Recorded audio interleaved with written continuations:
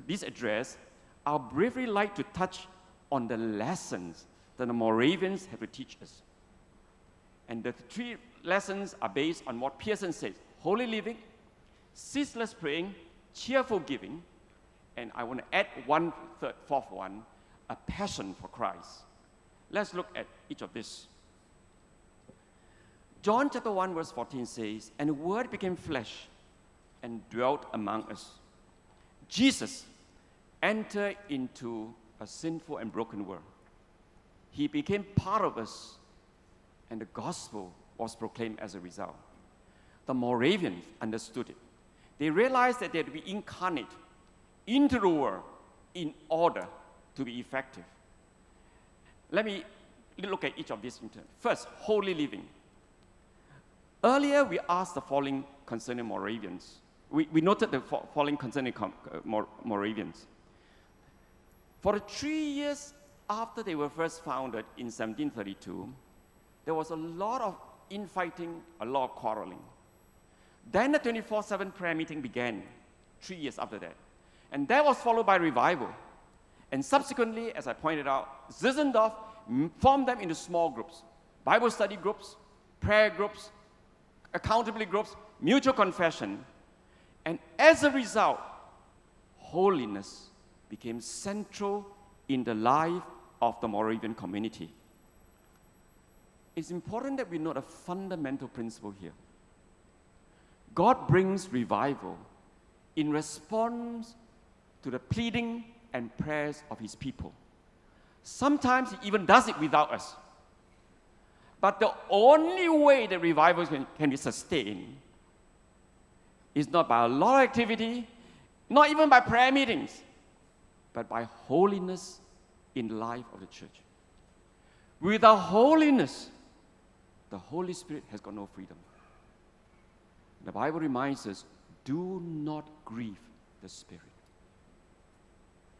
God brings revival in his mercy, in response to our prayers. But revivals can only be sustained when there's holiness in the life of God's people. That is a principle that oftentimes we in church have forgotten. You think of the negative examples. Why is it, for example, that the Korean church grew so wonderfully from the 60s, 70s, early 80s? But since about the late 1980s, the Korean church, Protestant church, have been having real problems. In spite of all their prayer meetings, they're having difficulties. I can think of examples in Malaysia. The charismatic renewal, I cannot speak for Singapore, you probably know it better. The charismatic renewal brought tremendous power and life in the churches in the 70s, 80s. But because they refused to deal with fundamental issues and problems in the church, by about mid-90s, the revival sort of died off. And many charismatic churches are having trouble over finance, over leadership problems, etc. It's the same story again and again. And allow me to give a positive example. And excuse me because I'm going to use a Methodist example. If you look at the early Methodist church, I'm not talking about the Methodist church today. We've forgotten that lesson, we ourselves. That's a lesson that we've forgotten. But the first 100 years of Methodism in England, we have graphs showing you that the church just grew and grew and grew and grew for 100 years. Until 100 years after revival began, the Methodism reached 4.5% of adult population in England were Methodists.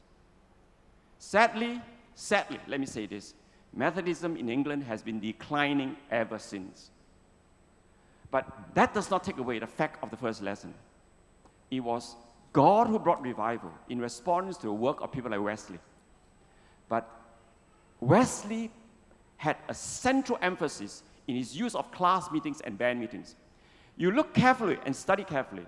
In the class meetings and band meetings, there's only one emphasis: holiness. Holiness. Holiness. It was never about church growth. The growth would take care of itself. It was holiness that was central.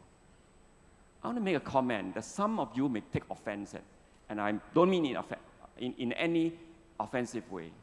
But I think this is the big mistake that a modern cell church movement made.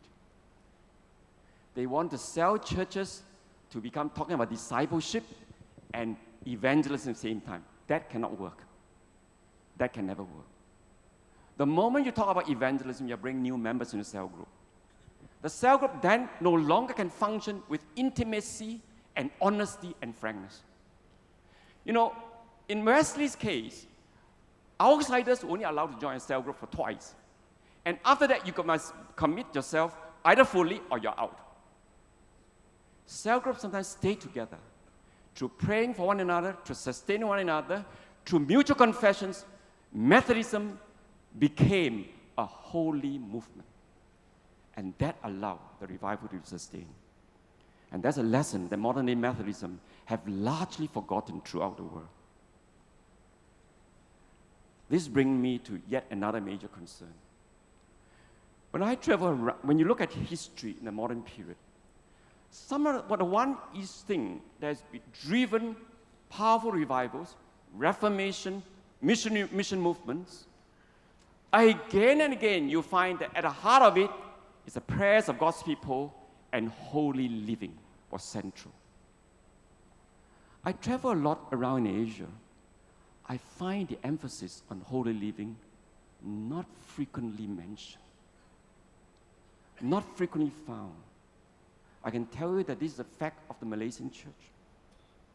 But I don't think the Malaysian church are the only culprits. I think we see in many parts throughout Asia.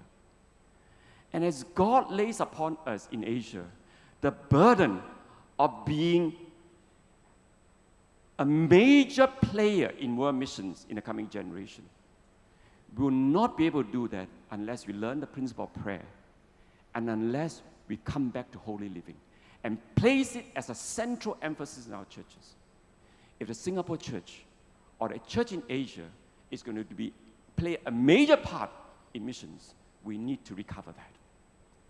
Holy living. Secondly, ceaseless prayer. 1 Thessalonians chapter 5, verse 17. Paul says, pray without ceasing. I think it's going to be a bit difficult for us to break the Moravians' record. But I think we need to recover that. Why is it so difficult? For us to recover as a national church, to have a place where people can come and praying regularly for 24 hours every day. I think this principle is increasingly recognized throughout the world. Despite what I've said about Koreans, one of the things that you might want to know, we have to note is that much of the revival in the early years, in the 1950s, 60s, 70s, Korean revival was driven by its prayer meetings. We need to recover that. And it's not just in Korean revival. Dr. Vinay Samuel and I met with people like Iman Santoso. Some of you will know him. In the early years, in the late 1990s, when churches in Indonesia was being burned by hundreds and thousands, and they were pleading for help us to do what we can. And one of the great joys was for me to meet Iman Santoso a few months ago. He said, Hua Yong, he says, I want to let you know that today we have in about 390 cities regular citywide prayer meetings. Wouldn't that be wonderful when Singapore comes together for a citywide prayer meeting on a regular basis? What would God be doing? Let me give you one more example that will to stir up your heart. Some of you will know the name Michael Cassidy, Executive Director for African Enterprise since 1962. He's been a key leader in South Africa.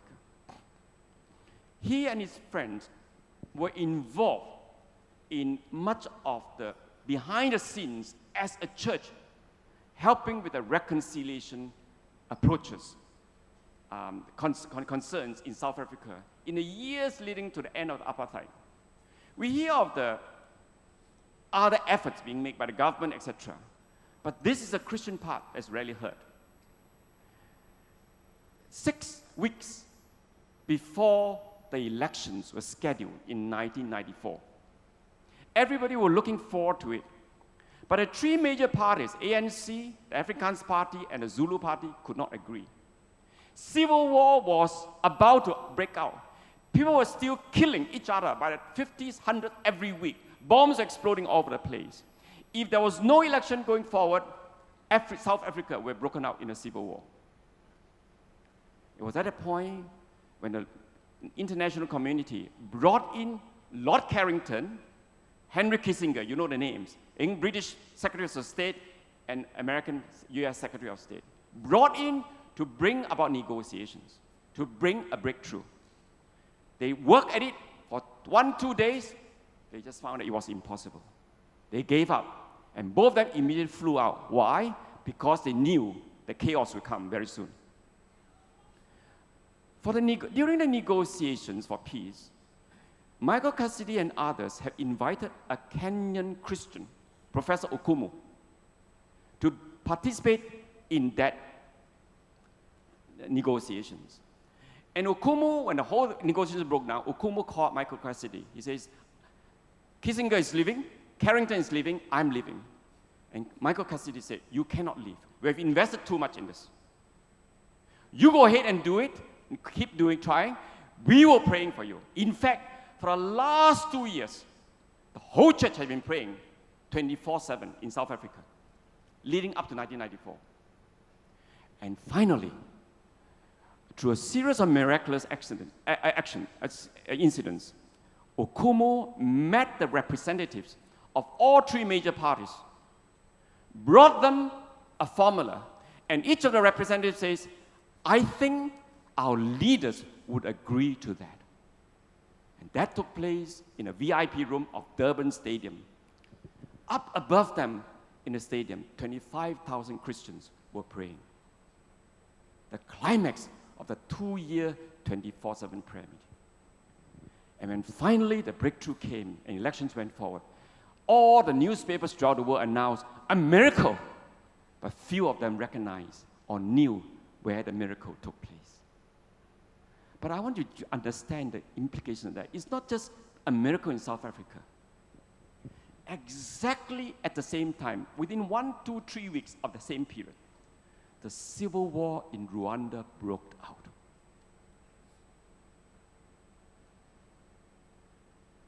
$800,000 and more people in a small country, 90% Christians, were killed.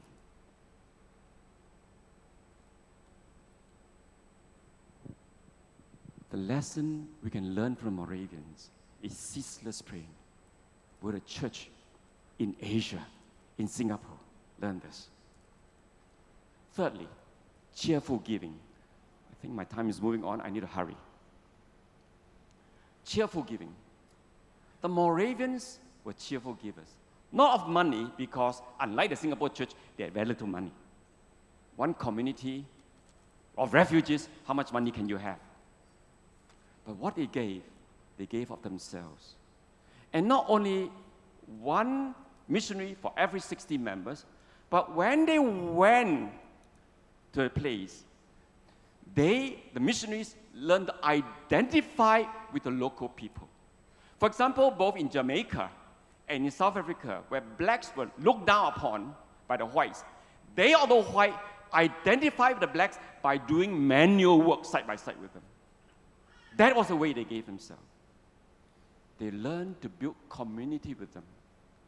Time does not permit it. But those of you who have read, for example, George Hunter's book on the Celtic way of evangelism, where he talks about how to re-evangelize the West, he said this. He says, increasingly people today are recognizing, excuse me, I'm trying to fight my lack of spectacles. He said, increasingly today, Christianity is more caught than taught. And then he went on to say, evangelism today is about helping people to belong so that they can believe. In other words, are we reaching out in relationship?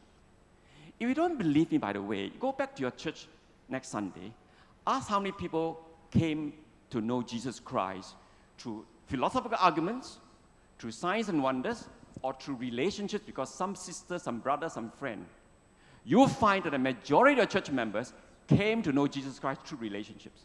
I bet you my last dollar. Okay? Relationships. They gave themselves, built community. People came to Christ. My final comment is this. Passion for Christ. Passion for Christ. One writer suggests that a primary motivation for Moravians in mission was a passion for Christ. Is yours and mine the same? Or is it driven by something different? You know, sometimes when I go to attend churches or big rallies like this, I get worried because I find that sometimes people talk about missions because we want to tell people what a great church we have. What are the real motivations for missions, our missions agenda? Is it to glorify ourselves? Is it to make our church sound great in the eyes of the world? Or is it a real love for people and a passion for Christ? Count Zinzendorf puts it in his own life. I have one passion. It's him and only him. GoForth, who was also the man who fought slavery in Britain, was also influenced by the Moravians. And he said this, they are a body who have perhaps excelled all mankind in solid and unequivocal proofs of the love of Christ and ardent and active zeal in his service. It's a zeal tempered with prudence, softened with meekness, and supported by courage which no danger can intimidate, and a quiet certainty no hardship can exhaust. It was their zeal for Christ. Friends, I leave that with you. If you and I are going to be part of a whole powerful missionary church, and that I believe is God's call to churches in Asia in the coming generation, we need to ask ourselves, is our church marked by holy living, ceaseless praying, cheerful giving, not just money, yeah? Because in Singapore, giving money is easy. And a real passion of Christ. May God bless you. Amen.